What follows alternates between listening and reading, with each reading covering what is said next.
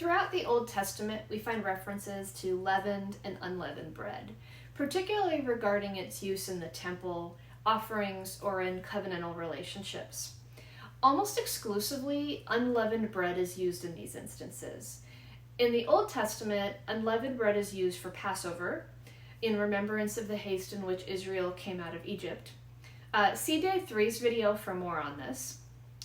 The bread of presence is also traditionally thought to be unleavened, since no leaven was to be upon the altar in the temple.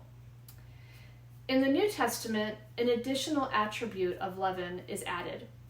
Here, Jesus uses leaven several times to show how sin can permeate a group. Once a little yeast, leaven, is thrown in, it can contaminate the whole batch.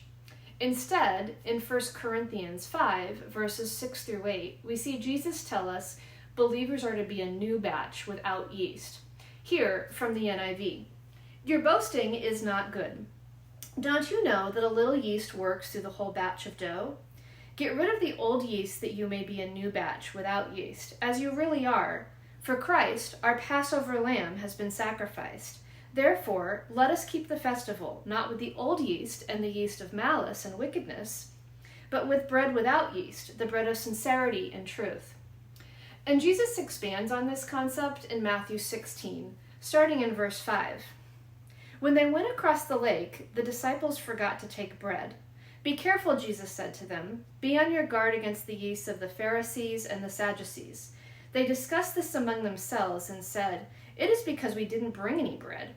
Aware of their discussion, Jesus asked, 'You of little faith, why are you talking among yourselves about having no bread?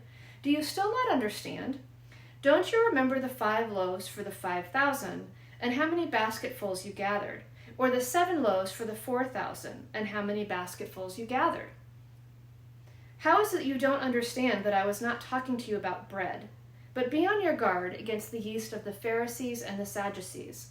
Then they understood that he was not telling them to guard against the yeast used in bread, but against the teaching of the Pharisees and the Sadducees."